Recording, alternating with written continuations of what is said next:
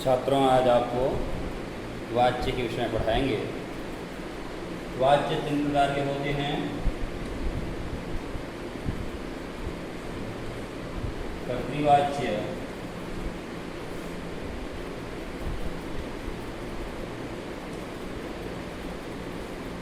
कर्मवाच्य और भाववाच्य।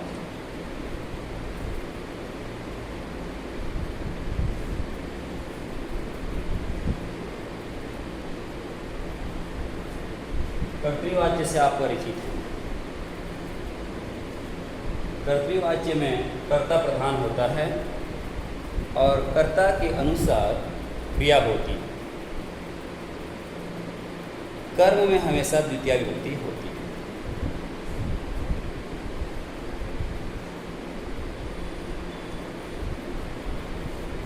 रामः पाठं पठति। रामः पाठं पठति। कर्ता में हमेशा प्रथमा विभक्ति, कर्म में द्वितीय विभक्ति और क्रिया कर्ता के अनुसार क्रिया, अर्थात प्रथम पुरुष एकवचन।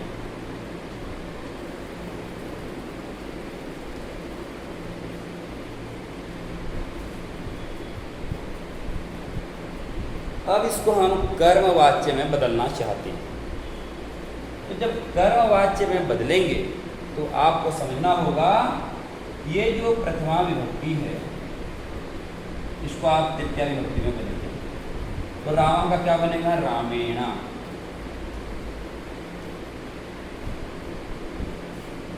जो आपका कर्म है पाठम, जहां द्वितीया विभक्ति लगी हुई है, इसको आप प्रथमा विभक्ति में बदल दीजिए, पाठः। बदलते समय ध्यान रखना, यह जिस वचन का है उसी वचन का प्रयोग करना है। ऐसा नहीं है कि यहाँ पर पाठम है और आपने यहाँ पर लिख दिया पाठानी या पाठः या पाठौ, गलत हो जाएगा। जब यह पाठम है द्वितीय विभक्ति का एक वचन, तो आपको प्रथमा विभक्ति का एक वचन ही लगाना होगा, पाठः। रामेण पाठः। अब ये जो पाठः है, अब इसके अनुसार, पाठः के अनुसार आपको क्रिया लगानी होगी। कर्तृवाच्य में क्या था? कर्ता के अनुसार क्रिया लगी है। कर्ता के अनुसार क्रिया में पुरुष और वचन लगाया गया। लेकिन कर्मवाच्य में जो कर्म था जिसको हमने पाठः प्रथमा विभक्ति में परिवर्तित कर दिया है, जिसको हमने कर्ता बना दिया है, अब पाठः के अनुसार क्रिया लगेगी, तो पाठः पठ्यते।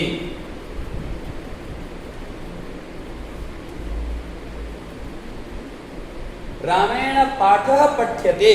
राम के द्वारा पाठ पढ़ा जाता है।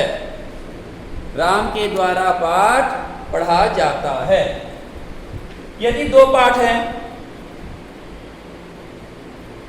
यदि मान लो यहां पर है पाठौ,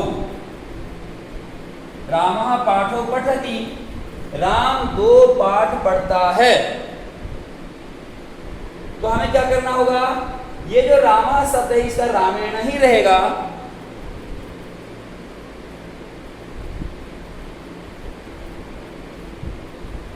ये जो पाठौ था, तो इसलिए यहां पर जो है प्रथमा विभक्ति द्विवचन में जो रूप बनेगा उसे लिखना है। तो जब पाठः का रूप चलाते हैं, पाठः पाठौ, तो प्रथमा विभक्ति द्विवचन में भी पाठौ ही होता है और द्वितीय विभक्ति द्विवचन में भी पाठौ होता है। यहां पर जो पाठौ यहां पर लिखा जाएगा वह प्रथमा विभक्ति द्विवचन वाला होगा।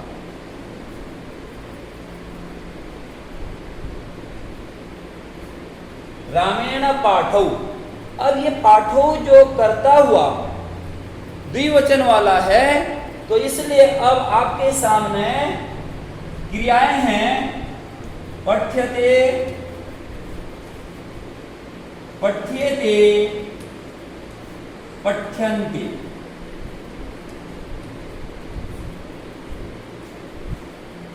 अब इसमें से आप जो द्विवचन वाला है ना, इसको लिखेंगे, क्योंकि पाठो द्विवचन वाला है और पाठों के अनुसार क्रिया लगेगी, तो लिखेंगे आप पठ्येते।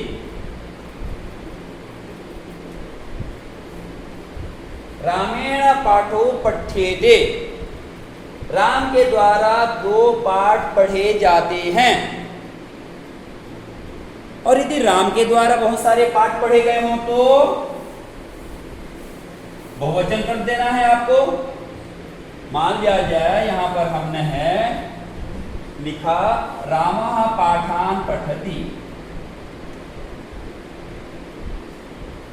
रामः पाठान पठति, राम बहुत सारे पाठ पढ़ता है।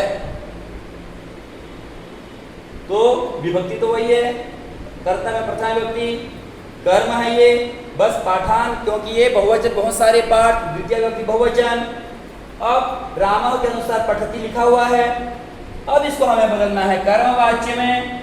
तो पुनः देखिए आप रामेण, अब ये जो पाठान है ये द्वितीय विभक्ति का बहुवचन है, अब इसको बदल दीजिए आप प्रथमा विभक्ति बहुवचन में, तो बन जाएगा पाठाः, रामेण पाठाः। अब ये जो पाठाः है ये बहुवचन का है। अब बहुवचन के अनुसार जो क्रिया है लट लकार का, जो यगंत में रूप चलता है, पठ्यते पठ्यते पठ्यन्ते, पाठा के साथ आएगा पठ्यन्ते।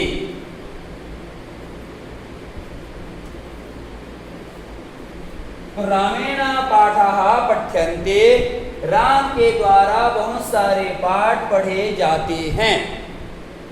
राम के साथ बहुत सारे पाठ पढ़े जाते हैं।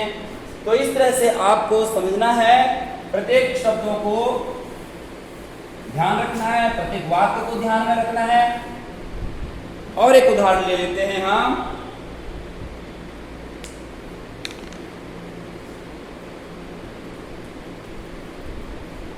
छात्राः पत्रं लिखन्ति। अब यहाँ पर छात्रा बहुवचन है। अब इस कर्ता के बहुवचन होने से क्रिया भी बहुवचन है लिखन्ति, लेकिन जो कर्म है ये एक वचन है, द्वितीय विभक्ति का एक वचन। इसको कर्म वाच्य में बदलना होगा, तो तृतीय विभक्ति बहुवचन छात्रैहि। पत्रम पत्रे पत्राणि प्रथम विभक्ति, पत्रम पत्रे पत्राणि द्वितीय विभक्ति।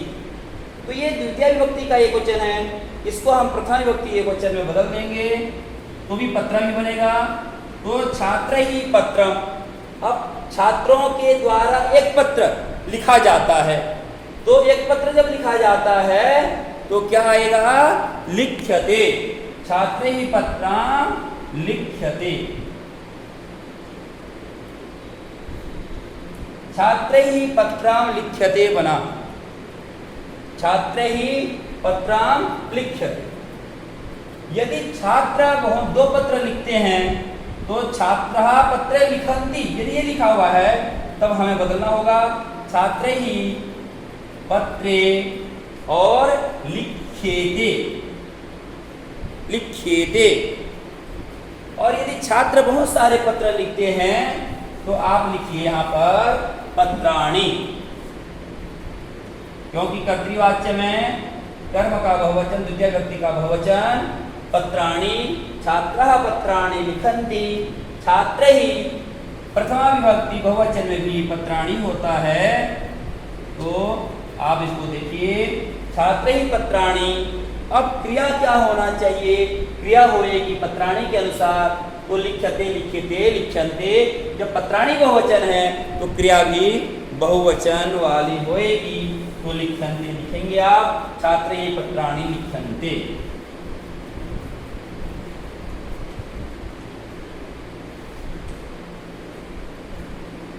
बड़ा सरल है, आप समझ चुके हैं। बिल्कुल इसी तरह से भाववाच्य। भाववाच्य उसको कहते हैं जहां पर केवल भाव हो, जहां पर कर्म न हो, अर्थात जो अकर्मक धातु हैं जो अकर्मक क्रियाएं हैं उनके साथ हम भाववाच्य का प्रयोग करेंगे। नियम बिल्कुल कर्मवाच्य की तरह है। यहाँ पर केवल इतना ध्यान देना, ये भाववाच्य में प्रथम पुरुष का एक वचन क्रिया लगेगी। प्रथम पुरुष एक वचन वाली क्रिया लगाएंगे हमेशा। रामः हसति, ये जो हसति क्रिया है इसका कोई कर्म नहीं है। तो कर्म नहीं है तो इसको तो रामः को रामेण ही लिखना है, तृतीया विभक्ति में बदल दीजिए।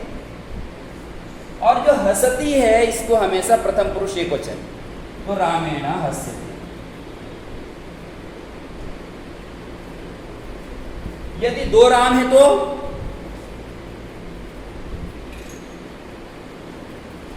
क्या होगा? तो हो जाएगा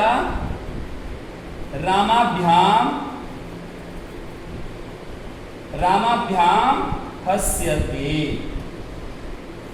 तो यहां पर भी रामाभ्याम, क्योंकि दो राम, यदि रामो है यहाँ पर रामो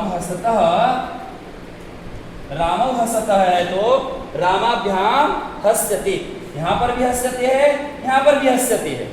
मतलब क्रिया में कोई परिवर्तन नहीं करना, केवल आपको कर्ता में प्रयोग करना है। ये कर्ता करण बन चुका है। यदि रामो है द्विवचन है तो रामाभ्याम करना है, बहुत सारे राम हैं तो राम ही करना है, लेकिन ये जो हस्यते है वो हस्यते ही रहेगा, इसका आपको ध्यान रखना है। आपने समझा होगा, ध्यान से सुना, धन्यवाद।